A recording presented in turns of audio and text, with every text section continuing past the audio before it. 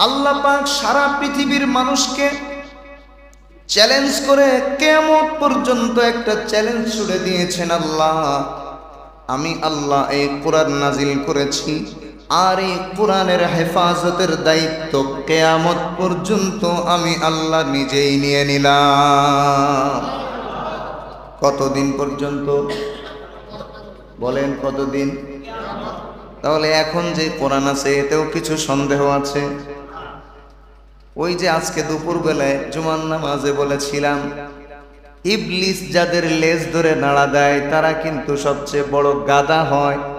এখনো এই জামানাতেও হাজারবার কোরআনের পরীক্ষা নেওয়ার পরে কোরআনের চ্যালেঞ্জ মোকাবেলা করতে পৃথিবীর কেউ 1400 বছর যাবৎ কোনোদিন পারেনি।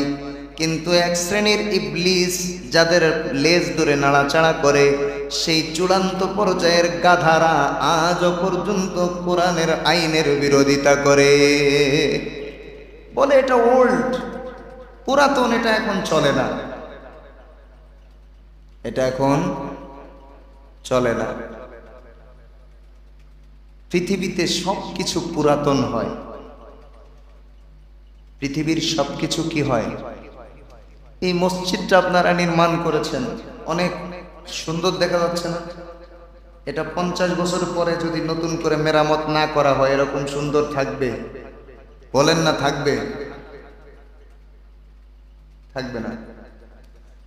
আপনি নিজে যৌবন বয়সে আপনার চেহারা কত সুন্দর টকটক করে, বয়স যখন বাড়তে থাকে আপনার চেহারা বলেন নষ্ট হয়ে যায় না আস্তে আস্তে? পৃথিবীতে সব কিছু পুরাতন হয়ে যায়। ওই যে বাদররা কোরআনের বিরুদ্ধে আঙ্গুল তোলে, তারাও কিন্তু ওল্ড হয়ে যায়, পুরাতন হয়ে যায়। কিন্তু আল্লাহ পাক এমন কোরআন আমাদের নবীর উপর নাজিল করেছেন, এমন এক কোরআন আল্লাহ উম্মতে মুহাম্মাদিকে দান করেছেন, যেই কোরআন যত বেশি তেলাওয়াত করা হয় তত বেশি মজা পাওয়া যায়। এমনকি মানুষ যখন বিবাহ করে প্রথম 2, 4, 5, 10 বছর স্ত্রীকে ভালো লাগে, কিছুদিন পরে এই স্ত্রী যদিও আরো বেশি ভালো লাগার কথা, কিন্তু বয়স বাড়তে থাকে, স্ত্রীর সৌন্দর্য কমতে থাকে, এক পর্যায়ে ওই প্রথম দিকের মতো স্ত্রীকেও আর ভালো লাগে না, ঠিক কিনা? এখন সন্তান হয়ে গেছে তাই কিছু বলতে পারে না, আবার অনেকে বলেও ফেলে। কিন্তু কোরআন যতবার তেলাওয়াত শুনেছেন বলেন তো? সূরাতুল ফাতিহার উদাহরণ দিই, সূরাতুল ফাতিহা কতবার তেলাওয়াত শুনেছেন? আজকে জুমার নামাজে শুনেছেন? শুনেননি? মাগরিবের নামাজে শুনেছেন? বলেন তো মাগরিবের সময় যখন শুনেছেন তখন কি মনে এসেছে না ঈশার নামাজে যদি নতুন কিছু পড়তো বড় ভালো লাগতো, সূরা ফাতিহা যেন হুজুর আর না পড়ে? মনে হয়েছে? যতবার শুনবেন তত মজা লাগে। কোরআন এমন এক মুজিজা, এমন এক চমৎকার গ্রন্থ আল্লাহ রাব্বুল আলামিন আমাদেরকে দান করেছেন। এটার মুজিজা হলো এটা কোনোদিন ওল্ড হয় না, এটা সব সময় যখনই দেখা হয় তখনই এটা চমৎকার নতুনত্ব সামনে ভেসে আসে, নতুন নতুন মজা বাড়তে থাকে। সুবহানাল্লাহ। বিশ্বাস করুন, কত বছর ধরে তাফসীর পড়ছি, কত বছর হয়ে গেছে, প্রায় 20 বছরের কাছাকাছি কোরআন তরজমা এবং তাফসীরের সাথে সম্পর্ক। যত পড়তেছি কোরআনের মজা তত বাড়তেছে, মনে হচ্ছে আমি কিছুই জানি না, আরো অনেক পড়তে হবে। সুবহানাল্লাহ। এটাই হলো কোরআনের মুজিজা, এটাই হলো কোরআনের মজা। এই কোরআন কোনোদিন ওল্ড হবে না। কিয়ামত পর্যন্ত যত মানুষ আসবে সমস্ত মানুষের নতুন পুরাতন সকল সমস্যার সমাধান এই কোরআন দিয়ে দিবে। দিবে কিনা? আল্লাহ পাক কিয়ামত পর্যন্ত মানুষের জন্য চূড়ান্তভাবে চ্যালেঞ্জ করে দিয়েছেন, ইন্না নাহনু নাযালনা যিকরা, আমি আল্লাহ এই জিকির তথা কোরআন অবতীর্ণ করেছি, ওয়া ইন্না লাহু লাহাফিজুন, আর এটার হেফাজতের দায়িত্ব আমি আল্লাহ নিজে গ্রহণ করলাম। এখন আপনাদের প্রশ্ন হতে পারে, কোরআন তো আমরা জানি রাসূলের কাছে অবতীর্ণ হয়েছে, আল্লাহর নবী তো লিখতে জানতেন না, কারণ দুনিয়ার কারো কাছে নবীজি লেখাপড়া করেননি। সুতরাং যেই নবী কারো কাছে লেখাপড়া করেননি এবং তিনি লিখতে জানতেন না, আল্লাহও লিখে কোরআন পাঠাননি, আবার নবীও লিখতে জানতেন না, তাহলে এই কোরআন যে সঠিক কোরআন তা আমরা বিশ্বাস করব কিভাবে? প্রশ্ন আসে কিনা? এজন্য এক নাম্বার কথা হলো, যাদের মনে একবার সংশয় তৈরি হয়, শয়তান যাদের লেজ ধরে নাড়া দেয়, এদেরকে আপনি 1000 বার বুঝালেও এরা বুঝবে না। ওরা আমাদের উদ্দেশ্য না। আমাদের উদ্দেশ্য হলো যারা আমরা কোরআনকে ভালোবাসি, মহব্বত করি, আমাদের অন্তরেও যদি কেউ এই প্রশ্ন জাগিয়ে তোলে, এই তোমরা তো কোরআন বিশ্বাস করো, অথচ এই কোরআন তো লিপিবদ্ধ আকারে নাজিল হয়নি, আবার রাসূলুল্লাহ নিজেও লেখেননি, তাহলে এই কোরআন যে সেই মুহাম্মাদের কোরআন, এই কোরআন যে লাউহে মাহফুজ থেকে আসা কোরআন, মাঝখানে তো প্রায় 1450 বছর চলে গেছে, তাহলে এর মধ্যে কোনো 2 নাম্বারই কেউ করেছে কিনা? এই প্রশ্ন যদি কেউ আপনার অন্তরে জাগিয়ে তোলে, অনেক সময় নফস নিজে নিজে প্রশ্ন তোলে, মানুষকে ঈমান হারা করার চেষ্টা করে। এই প্রশ্নের জবাব জানার পরে আমাদের মুসলমানদের অন্তরে প্রশান্তি লাভ হবে, আর এই প্রশান্তির কারণে কোরআনের প্রতি অগাধ ভালোবাসা আমাদের আরো বেড়ে যাবে। জবাব দেওয়ার প্রয়োজন নেই, শুধু নিজেদের ঈমান বাঁচানোর জন্য হেদায়েতের নিয়তে জবাবগুলো আমাদের জানা দরকার, ঠিক কিনা? আল্লাহর নবী সাল্লাল্লাহু আলাইহি ওয়াসাল্লামের জামানায় কোরআন যখন নাজিল হতো, কখনো একটি শব্দ, কখনো কয়েকটি শব্দ, কখনো একটি আয়াত, কখনো কয়েক আয়াত, কখনো একটি সূরা, কখনো কয়েকটি সূরা, এইভাবে 23 বছর যাবৎ আল্লাহর হাবিব সাল্লাল্লাহু আলাইহি ওয়াসাল্লামের উপরে কোরআন অবতীর্ণ হয়েছে। আল্লাহর নবী মুহাম্মদুর রাসূলুল্লাহ সাল্লাল্লাহু আলাইহি ওয়াসাল্লাম কোরআন শরীফ অবতীর্ণ হওয়ার সাথে সাথে বারবার তেলাওয়াত করে সাহাবায়ে কেরামকে মুখস্থ করাতেন। সুবহানাল্লাহ। আরবদের মেধা এমনিতেই ভালো, ওই সময় তো আরো ভালো ছিল। তাদের মেধার যেই অবস্থা ছিল সেটা আমরা অনেক সময় বুঝতে পারি না, কারণ আমাদের দেশে এমন মানুষের সংখ্যা খুব কম। আরবদের মেধার সিস্টেম হলো তারা একবার যেটা শোনে হুবহু সেটা বেশিরভাগ মানুষের মুখস্থ হয়ে যায়। শুধু তাই না, আরবরা নিজেদের পূর্বপুরুষদের নাম অনেক দূর পর্যন্ত বলতে পারে। এখানে যদি আমি আপনাদেরকে প্রশ্ন করি, আপনি আপনার 5 জন সিরিয়ালে আপনার বাবা, তার বাবা, তার বাবা, তার বাবা, তার বাবা, 5 জনের নাম বলেন, বলতে পারবেন? 2-1 জন পারে কিনা সন্দেহ। আমি আলহামদুলিল্লাহ 8 জন পর্যন্ত জানি। আমার থেকে নিয়ে কয়জন? 8 জন। আর এই 8 জনের সবাই মুসলমান, আলহামদুলিল্লাহ। এক কথায় 8-10 জন পর্যন্ত আমরা বলতে পারি না, কিন্তু আরবদের এক একজন তাদের পূর্বপুরুষদের নাম শত শত বছর পর্যন্ত বলতে পারে। সুবহানাল্লাহ। কেন? তাদের মেধা শক্তি অনেক বেশি। এখন বলবেন হুজুর আরবদের মেধা শক্তি বেশি, বাংলাদেশে হাফেজ বেশি, ঘটনা কি? দেখেন, কোরআন শরীফ একটা আলাদা মুজিজা। এই মুজিজা আল্লাহ শুধু মেধা দেখে দেন না, এই বিশাল নেয়ামত আল্লাহ শুধু মেধা দেখে দেন না, এই বিশাল নেয়ামত আল্লাহ যাকে ইচ্ছা করেন তাকেই দেন। সুবহানাল্লাহ। আমার যিনি হেফজের দাদা উস্তাদ, আমি যে হাফেজ সাহেবের কাছে হেফজ পড়েছি বেশিরভাগ 22 পারা, তার উস্তাদ যিনি, তাকে বড় হাফেজ সাহেব বলে চিনত সবাই। হাজার হাজার হাফেজের উস্তাদ, 60 বছরের উপরে তিনি হেফজ বিভাগে শিক্ষকতা করেছেন। আল্লাহ তাকে জান্নাতুল ফিরদাউস নসিব করুন। ওনার মেধা এত দুর্বল ছিল, ওনার হাফেজ হতে 16 বছর সময় লেগেছে। সুবহানাল্লাহ বলেন না? কত বছর? তাহলে কি মেধাবী লোক না মেধাহীন লোক? কিন্তু আল্লাহ এত বরকত দিয়েছেন, 16 বছর যাবৎ হেফজ সম্পন্ন করার পরেও আল্লাহ তাকে দিয়ে যে খেদমত নিয়েছেন, 20 জন 50 জন হাফেজ এক জায়গায় করলেও ওনার সমান ছাত্র হবে না। তার অনেক ছাত্র, তাদের মধ্যে 2 জন আমার উস্তাদ, 2 জন আমার উস্তাদ। তো আল্লাহ মেধা দেখে কোরআনের মুজিজা দান করেন না, কি দেখে করেন? যাকে আল্লাহ পছন্দ করেন, নির্বাচন করেন। এখন বাংলাদেশকে আল্লাহর পছন্দ হয়েছে, এজন্য হাফেজ বেশি দিয়েছেন।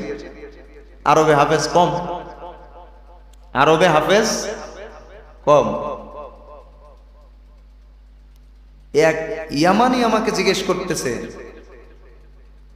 সৌদি আরবে আমি একটু পাহাড়ের উপরে উঠতেছিলাম, আপনারা অনেকে চিনেন, মিসফালা থেকে পাহাড়ে যাওয়ার জন্য 2 রিয়াল করে নেয়।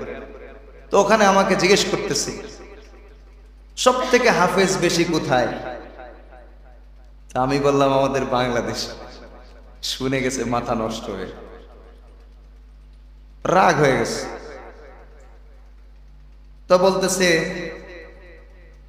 মক্কা শরীফের আশপাশে সবচেয়ে বেশি হাফেজ। আমি বললাম এটা ভুল, সবচেয়ে বেশি হাফেজ কোথায়? আমাদের বাংলাদেশ। এবার আমি একটা ঘটনা শোনালাম। 2014 সালে এক এলাকায় 1 কিলোমিটার বাই 1 কিলোমিটার, খুব বেশি দূরের না, কতটুকু? 1 কিলোমিটার 1 কিলোমিটার। আমি নিজে তালিকা করেছি 400 হাফেজের। কতজন? আমি নিজে তালিকা করেছি। আমরা বিশাল অনুষ্ঠান করে পাগড়ি দিয়েছি, সেখানে উপস্থিত হয়েছে 196 জন। বলেন না সুবহানাল্লাহ। সবাই তো আর আসতে পারেনি, অনেকে অনেক জায়গায় বিভিন্ন প্রোগ্রামে থাকে। এটা কিন্তু হাফেজের অর্ধেক পরিমাণও না। এই 400 হাফেজে কোরআন এর অর্ধেক পরিমাণও না।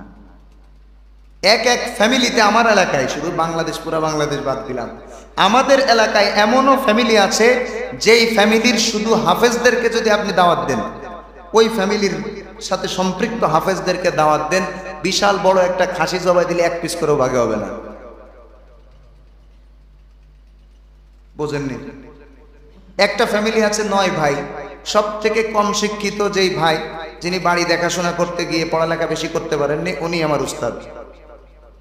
উনি আমার উস্তাদ। 9 ভাই, সব থেকে কম পড়ালেখা যিনি করছেন তিনি আমার উস্তাদ। এক মসজিদের দীর্ঘদিনের ইমাম। 9 ভাই 4 বোন, 4 বোনের স্বামীরা সবাই এই লাইনের আলেম, তাদের সন্তানরা সবাই হাফেজ আলেম।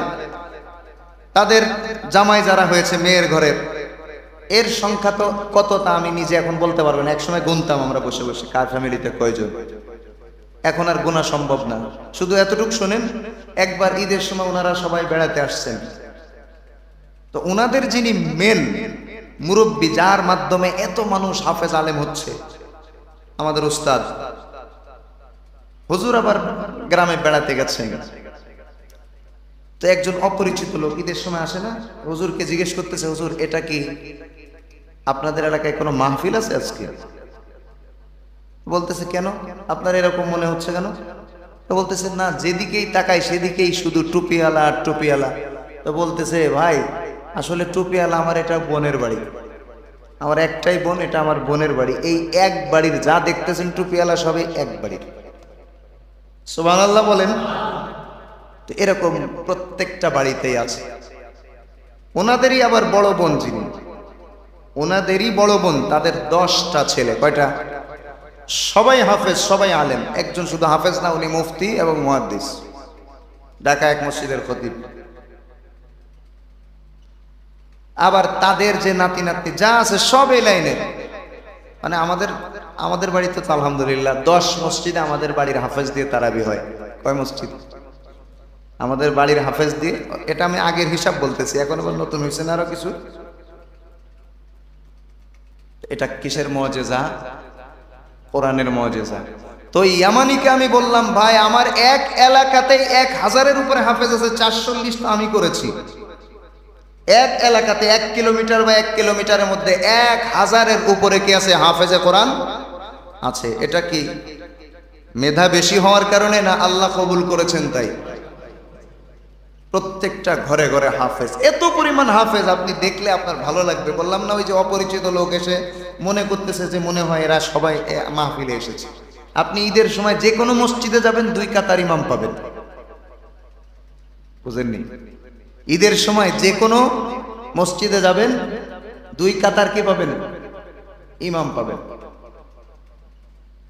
আমার ভাইরা, যে কথা বলছিলাম, আরবে তৎকালীন যারা ছিল তাদের মেধা বর্তমান যারা আছে তাদের চেয়ে অনেক বেশি।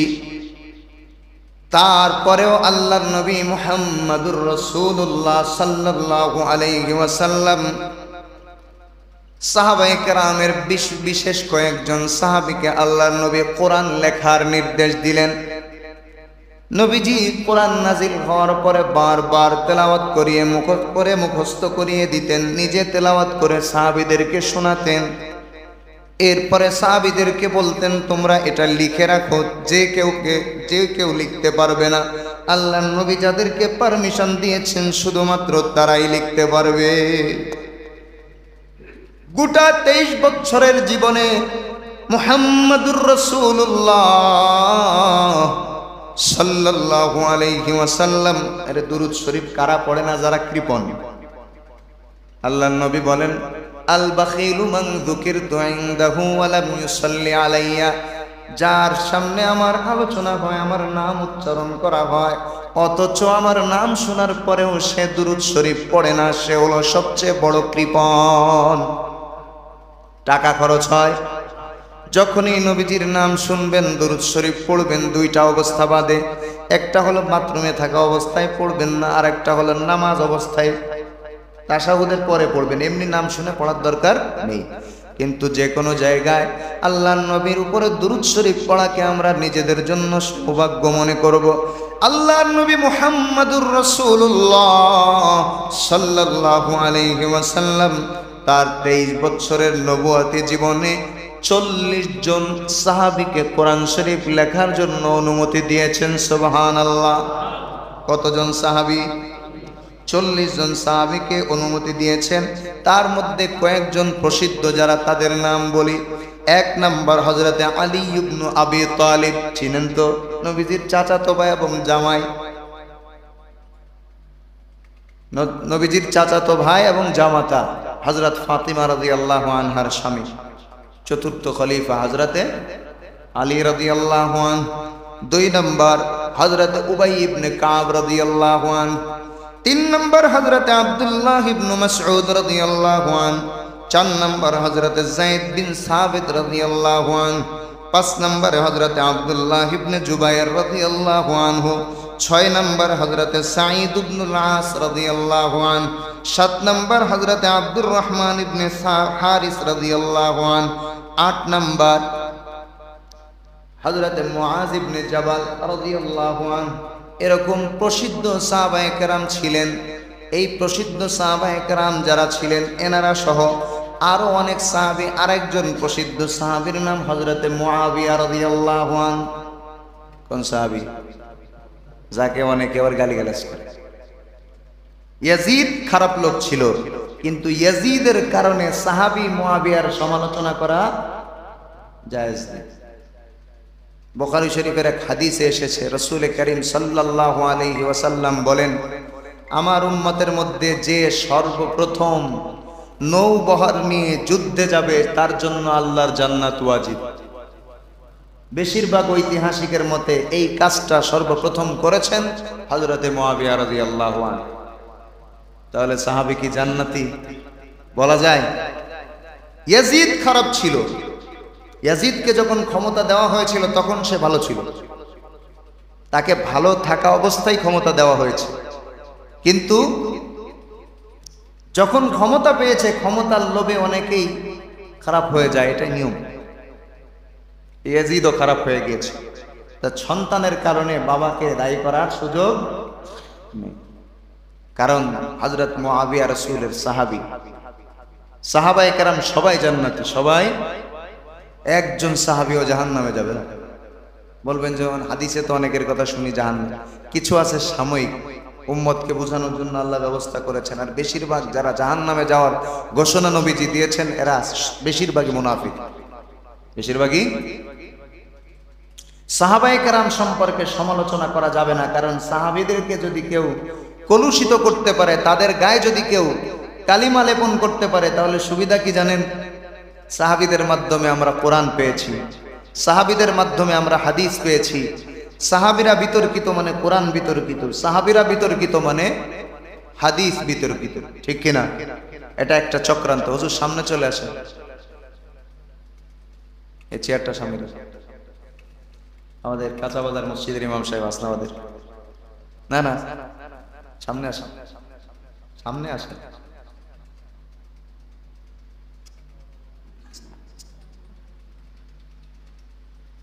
এখানে এখানে এখানে হুজুর, না না এখানে বসে, এখানে বসে হুজুর, এখানে বসে, এখানে বসে, না এখানে বসেন, বসেন না, সবাই খুশি হবে, বসেন না হুজুর, বসেন বসেন। আপনি আমার চেয়ার আনায় রাখছি আপনার।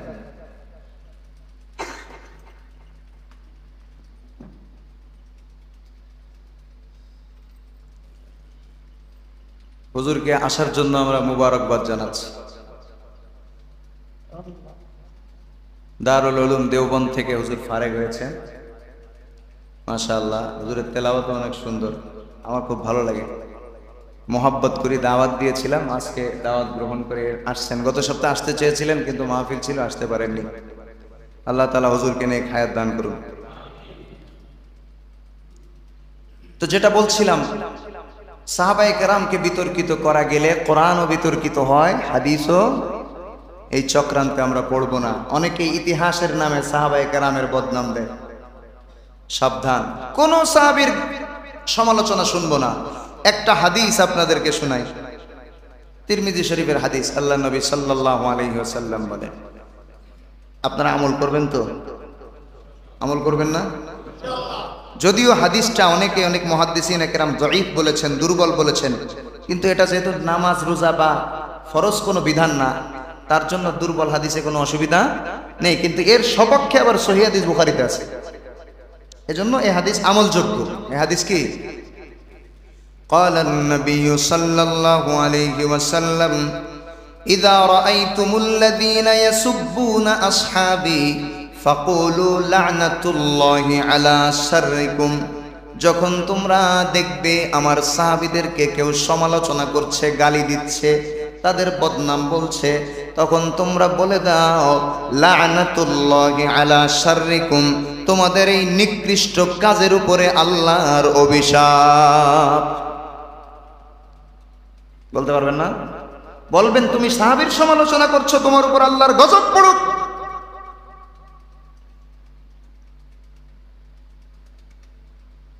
বুখারী শরীফের সহিহ হাদিস, ওরা আবার বুখারী ছাড়া মানে না। বুখারীর হাদিসের মধ্যে আসছে, আল্লাহর নবী বলেন, মান সাব্বা আসহাবি, যে ব্যক্তি আমার সাহাবীকে গালি দেয়, সমালোচনা করে, দোষ চর্চা করে, ফাআলাইহি লানাতুল্লাহি ওয়া লা'নাতুন নাইনিন ওয়াল মালাইকাতি ওয়ান নাসি আজমাইন। আল্লাহর নবী বলেন, যে ব্যক্তি আমার সাহাবায়ে কেরামের সমালোচনা করে, তার উপরে ফাআলাইহি লানাতুল্লাহ, এক নাম্বার তার উপরে আল্লাহর লানাত, আল্লাহর। দুই নম্বরে ওয়া লানাতুল লাইনিন, যত মানুষ দুনিয়াতে অভিশাপ করে সবার অভিশাপগুলো তাদের উপরে পড়বে। ওয়াল মালাইকাতি, আর হলো ফেরেশতাদের অভিশাপ তাদের উপরে পড়বে। ওয়াল মালাইকাতি, ফেরেশতাদের অভিশাপ পড়বে। ওয়ান নাসি আজমাইন, সমস্ত মানুষের অভিশাপ তাদের উপরে পড়বে। সুতরাং সাহাবায়ে কেরামের সমালোচনা করা।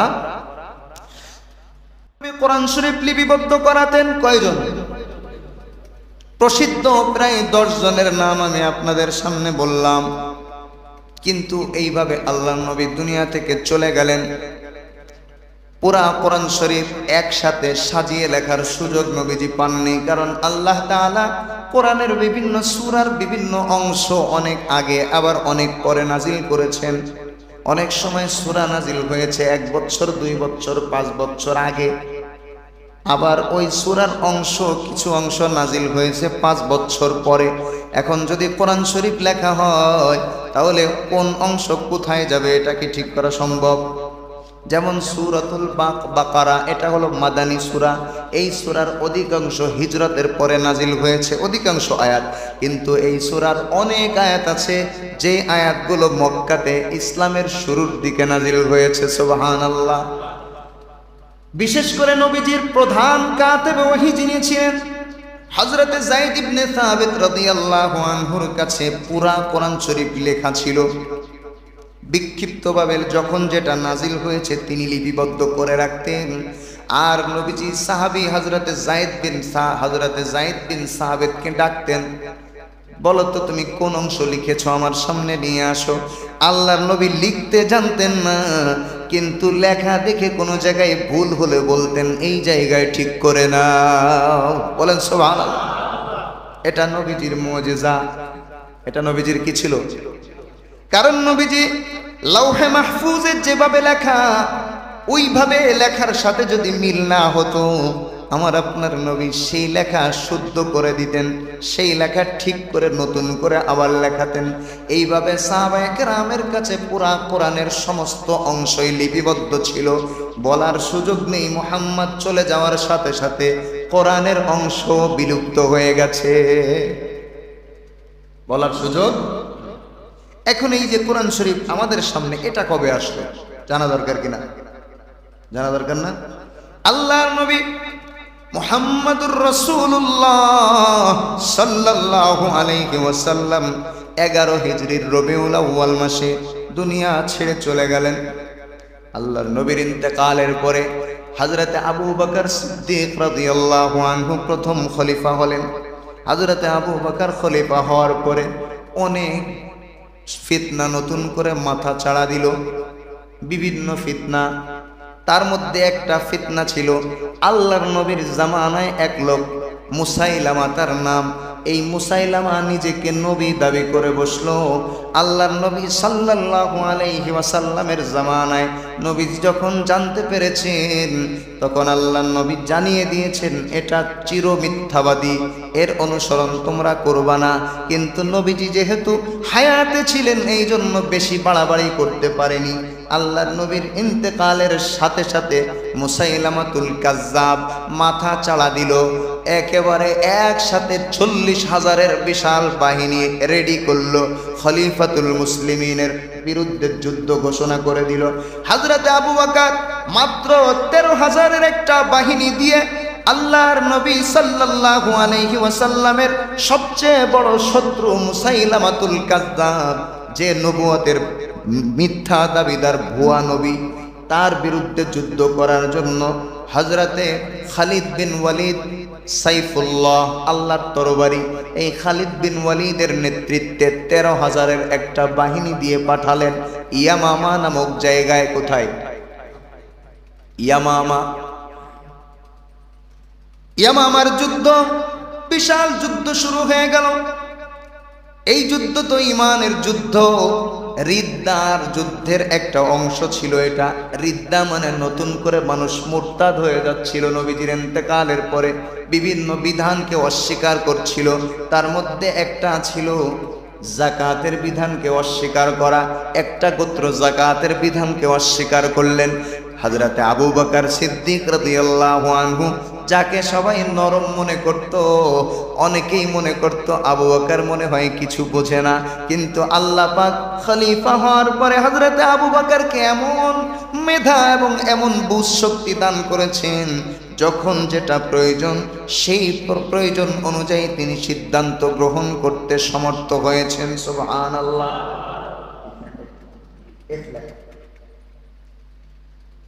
এবার হযরতে খালিদ বিন ওয়ালিদ রাদিয়াল্লাহু আনহুর নেতৃত্বে পাঠালেন বিশাল বাহিনী 13,000-এর।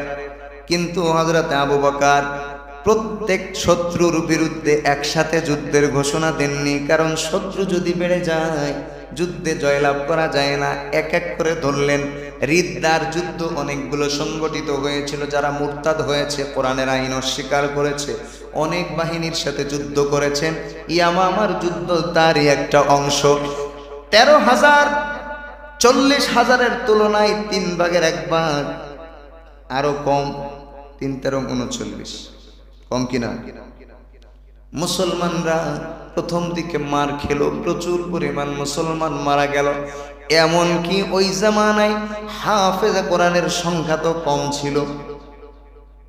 বলবেন যে সাহাবী হাফেজ তো বেশি হবে, না বেশি হওয়া তো সম্ভব না, কারণ কোরআন নাজিল হয়েছে 23 বছর যাবত।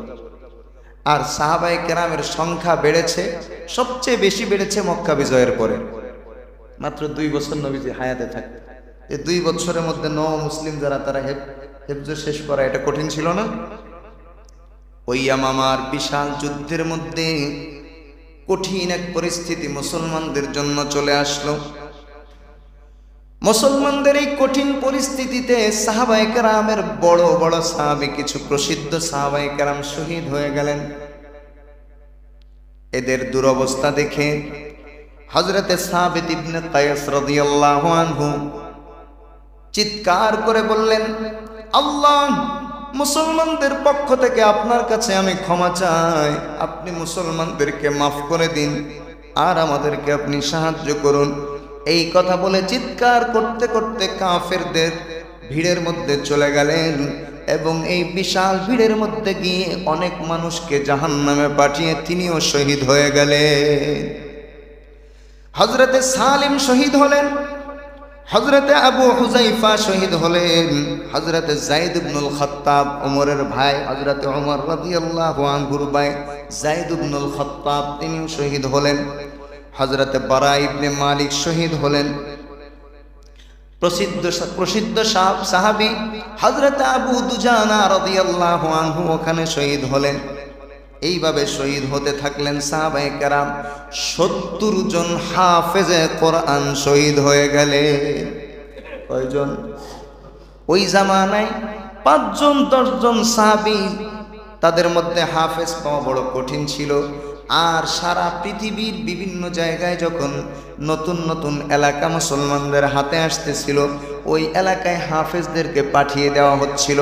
একজন হাফেজ সাথে 2 জন সাধারণ সাহাবী দিয়ে এক এলাকায় কোরআন শেখানোর জন্য পাঠানো হতো। একসাথে 70 জন হাফেজ শহীদ হওয়া মানে মুসলমানদের বিশাল বড় ক্ষতি হয়ে গেল। এবার হযরতে বারা ইবনে মালিক বলেন, একটা পর্যায়ে যখন হযরতে খালিদ বিন ওয়ালিদ দেখলেন না মুসলমানরা তো পরাজিত হবে, তিনি আবার সুন্দর করে মুসলমানদের বাহিনীকে আবার সাজালেন। কারণ তিনি তো যুদ্ধের কৌশল জানতেন। আল্লাহ পাক এত পরিমাণ যুদ্ধের কৌশল তাকে শিখিয়েছেন, জীবনে 500-র বেশি যুদ্ধে তিনি অংশগ্রহণ করেছেন। কতগুলো যুদ্ধ! এমনকি উহুদের যুদ্ধে যে মুসলমানরা পরাজিত হয়েছিল, তখন তিনি কাফেরদের পক্ষে ছিলেন। ওনার যুদ্ধের কৌশলের কাছে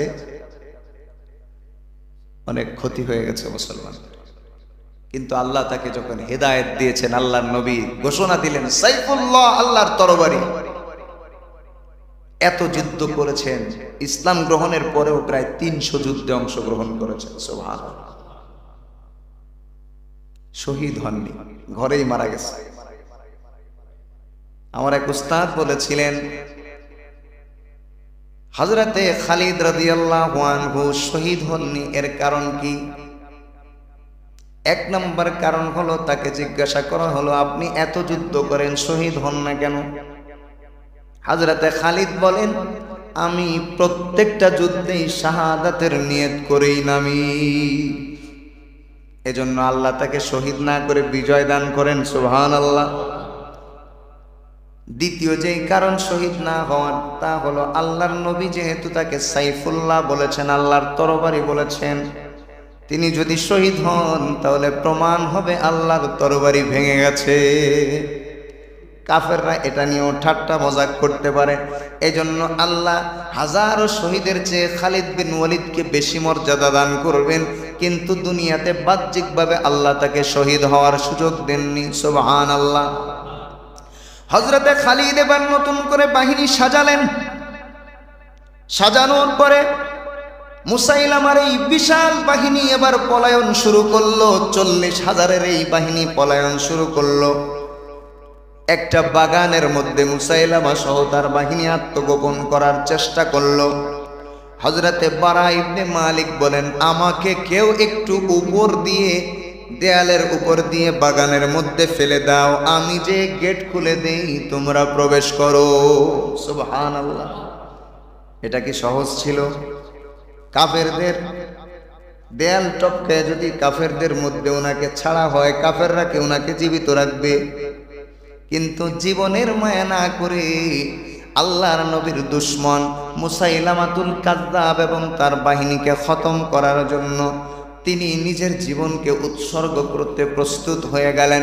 তিনি বারবার পীড়াপিড়ি করার পরে সাহাবায়ে কেরাম তাকে ধরে দেয়ালের ওই পাশে ফেলে দিলেন। তিনি যে গেটটা খুলে দিলেন, এই গেট খুলতে খুলতে ৮০টারও বেশি তীর তার শরীরের মধ্যে বিদ্ধ হয়েছে। এত কষ্ট করেছেন। এরপরে কচু কাটা শুরু হলো। ৪০,০০০-এর মধ্যে ২১,০০০ জাহান্নামে গেল। কত হাজার? অর্ধেকের বেশি মারা গেল। কিন্তু মুসলমানের সংখ্যাও কম ছিল না, মুসলমানরাও ১২০০ সাহাবায়ে কেরাম শহীদ হয়েছে। কিন্তু প্রসিদ্ধ কয়েকজন সাহাবীও ছিল না, আবার হাফেজে কোরআনরাও ছিলেন। এর মধ্যে মুসাইলামাতুল কাযযাব, মিথ্যা ভুয়া নবী দাবিদার, তাকে পেয়ে গেলেন হযরতে ওয়াহশী রাদিয়াল্লাহু আনহু, ওয়াহশী ইবনে হারব, যিনি হযরতে হামজাকে শহীদ করেছিলেন উহুদের যুদ্ধে। তিনি চিন্তা করলেন, হায়রে, নবীর কাছে তো আমি বড় অপরাধী হয়ে থাকলাম সারা জীবন। নবীর কলিজার টুকরা চাচা হযরতে হামজাকে আমি শহীদ করেছি। আল্লাহর নবী হযরতে হামজাকে অনেক বেশি ভালোবাসতেন। এক তো ইসলাম গ্রহণের কারণে, ২ নম্বরে আল্লাহর নবীর আপন চাচা, ৩ নম্বরে হযরতে হামজা নবীজির আপন দুধ ভাই, একই মায়ের দুধ পান করেছেন, এজন্য মহব্বতটা অনেক বেশি ছিল। হযরতে ওয়াহশী ইবনে হারব রাদিয়াল্লাহু আনহু চিন্তা করলেন, আমি যেহেতু আমার এই হাতটা নাপাক করেছি হযরতে হামজা রাদিয়াল্লাহু আনহুকে শহীদ করার মাধ্যমে, এটার কাফফারা আমি আদায় করব আল্লাহর নবীর চির দুশমন মুসাইলামাতুল কাযযাবকে খতম করার মাধ্যমে। সুবহানাল্লাহ। হযরতে ওয়াহশী ইবনে হারব রাদিয়াল্লাহু আনহু তুমুল আক্রমণ করলেন এবং একটা বর্ষা নিক্ষেপ করলেন মুসাইলামাতুল কাযযাবের দিকে। এই মুসাইলামাতুল কাযযাব ওই জায়গায় সে জাহান্নামে পৌঁছে গেল। সুবহানাল্লাহ। ৬৩২ সালে এই যুদ্ধটা সংগঠিত হয়েছে। ইয়ামামা নামক জায়গায় যুদ্ধ সংগঠিত হওয়ার কারণে এই যুদ্ধের নাম দেওয়া হয়েছে ইয়ামামা।